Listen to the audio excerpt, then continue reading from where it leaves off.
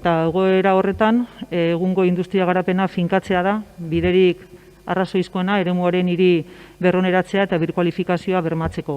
Izan ere, horretarako ezinbestekoa da, besteak beste, industria pabiloia baldintza honetan edukitzea, eta horrek aldi berean pabiloi horiek finkatzea eskatzen du. Eta, hori horrela eta proposamenak dira alde batetikan hasteko eta behin lehenik dauden garapena finkatzea, bai industria pabiloiak, bai bizitegi eraikinak, artxipibideko 93 eta 111 zenbakietan kontatutakoak izan ezik, garai bateko hiltegia.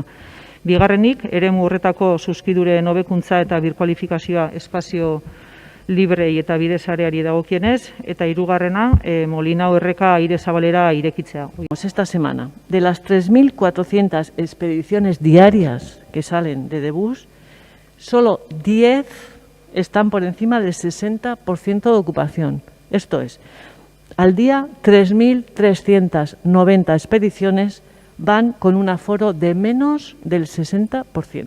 Aún y todo, digo que se centran bastantes esfuerzos de Debus, que están los inspectores de Debus todas las mañanas controlando los puntos críticos y las expediciones que saben que son críticas para que los pocos autobuses que podemos tener de refuerzo refuercen esos puntos y esas líneas. Eta nik behintzat oso garbi ikusi dut beti, helburu bezeda eta asmo bezeda oso egokia dela.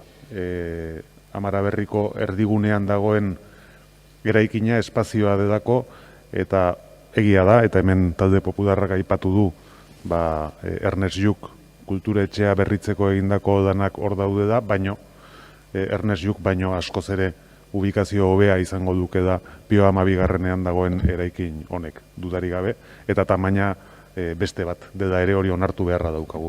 Eta mende honetan guztian egin diren hobekuntza guztiak beti egon dira garraio publikoa hobetzera bideratuak.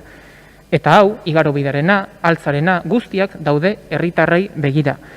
Bai, hirian egondako azkeneko lan guztiak izan altzako geltoki berria, Loiolako geltoki berritua eta auzoa bitan banatzen zuen arresi hori botatzerena, bai igarobidearen lana, baita ere EASoko trenbide guztiak lurperatzearen lana, eta baita ere jakina altza-galtzara bordakoa. Eta alderdi honek guzti horien alde egin du eta egingo du baita ere.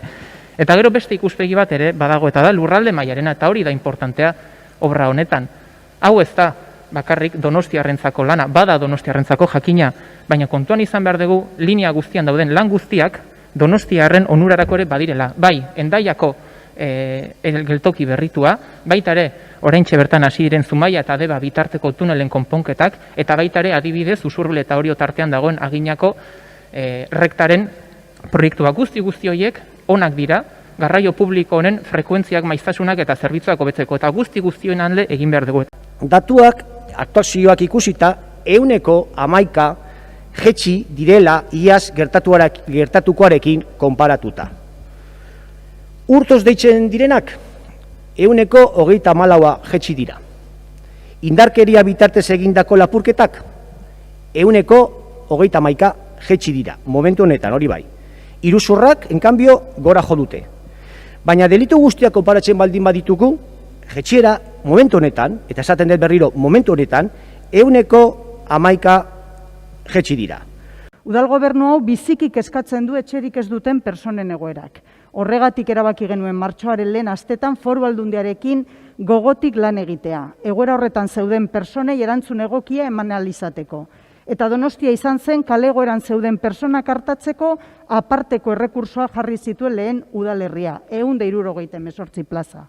Une hartan genituenak, baina 123 gehiago. Horretarako 1.300.000 euro baino gehiago inbertintuz. Eta ekainean udal gobernu honek pertsona horiek guztiak hartatzeko bi erabaki garrantzitsu hartu zituen. Legeak eskatzen dituen plaza guztiak aktibatu, eta legeak aurrikusten ez dituen 28 beka ekonomiko beste inbeste pertsonak nolo egin eta zerjan eduki dezaten. Hiri honetako gobernua sentikorra izan da eta jarrituko da izaten, saltoki txikiek eta ostalaritzak bereiziki, osasun agintariek COVID-19ak guri gizartean eta osasunean izan duen eragina arintzeko, hartu behar izan dituzten neurrien ondorioz jasaten ari diren arazoekin. Nuestro alcalde, Eneko Goya, ha dictado un decreto de alcaldía en el que con todas las garantías y condiciones necesarias y con carácter absolutamente provisional hasta que desaparezcan los efectos de esta crisis sanitaria, se permitirá situar terrazas en espacios no visibles o alejados, en determinadas zonas de aparcamiento de vehículos o en espacios asignados a otros permisos que no los estén utilizando. Con el objeto de hacer más acogedoras las terrazas, también se les permitirá instalar protectores contra el viento o la lluvia, así como la instalación de calefactores de gas. Igualmente, se procederá a adelantar el horario de apertura de las terrazas.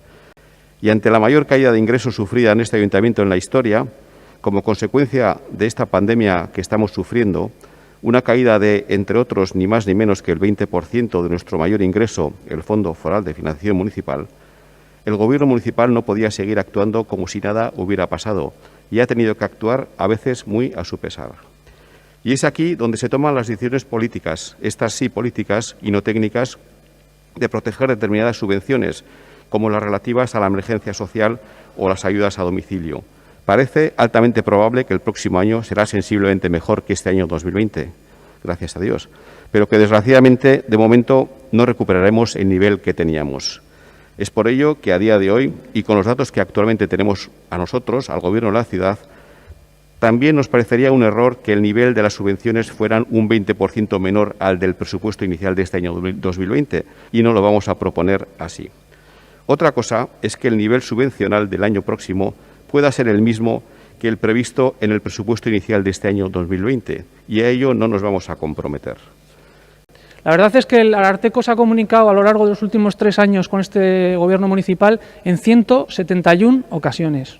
En 171 ocasiones. Y solo en este caso es el que se ha finalizado con una resolución de este tipo, en la que efectivamente dice que no hemos respondido a tiempo. En las otras 170 parece que le hemos respondido en tiempo y en forma.